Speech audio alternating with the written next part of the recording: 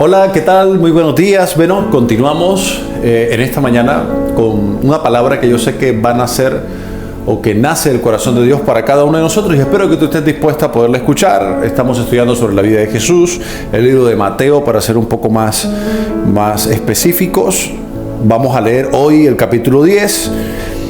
En el versículo 1 dice: entonces, llamando a sus 12 discípulos, les dio autoridad sobre los espíritus inmundos para que los echasen fuera, para sanar toda enfermedad y toda dolencia.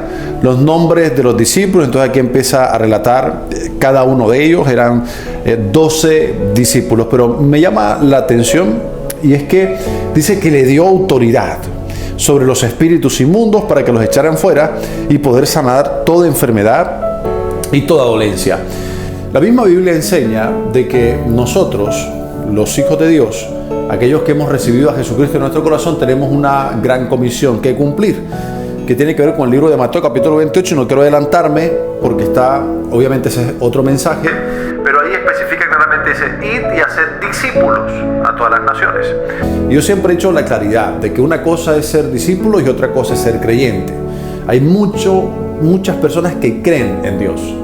De hecho, hasta el mismo enemigo cree en Dios y dice la palabra y tiembla. Entonces, no es solamente por creer que nosotros nos caracterizamos por ser hijo de Dios, sino que el hijo de Dios entiende que debe ser un discípulo, que su llamado es a ser discípulo. Y un discípulo tiene precisamente estas características: autoridad sobre espíritus inmundos para que estos espíritus inmundos puedan huir, y esto es real, y sanar toda enfermedad y toda dolencia.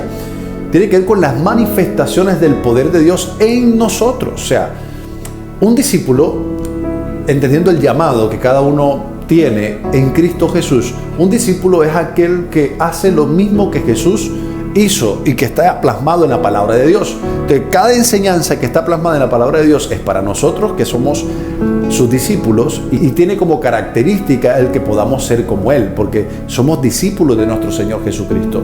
Es decir, las obras que vimos que nuestro Señor hizo y que sigue haciendo son las mismas obras que nosotros como instrumento tenemos que hacer también, entendiendo que somos discípulos. Entonces la pregunta es: ¿cuál es el fruto que estamos dando? ¿Realmente somos discípulos?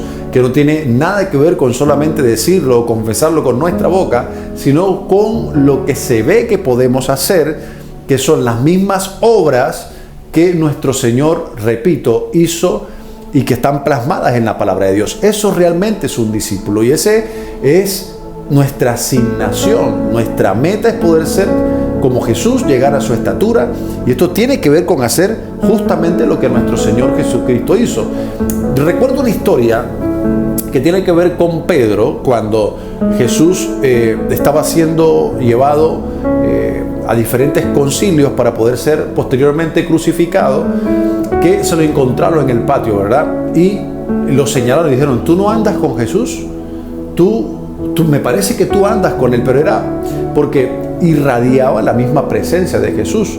Era un discípulo de Jesús. Entonces yo me imagino que tenía ademanes de ser un discípulo de nuestro Señor. Hablaba como Él, se vestía como Él, tenía características que solamente tenían los discípulos de Jesús, porque fue identificado tal cual por cómo se veía. Yo creo que nosotros como discípulos nos tiene que pasar exactamente lo mismo. Fíjate que Él los escogió y los llamó y les asignó una tarea como discípulos, no como creyentes. Así como seguramente te llamó a ti, te asignó una tarea, y así como me llamó a mí y me asignó una tarea como discípulo. Escucha, como discípulo. Y esto es muy importante, que nosotros podamos asimilarlo, entenderlo, aceptarlo en nuestro corazón, y no sentarnos en la butaca de una iglesia a ser un creyente más, a ser una persona que sí va los domingos a la iglesia, pero que no cumple la asignación que ya está establecida en la palabra por nuestro Señor, a que seamos como Él.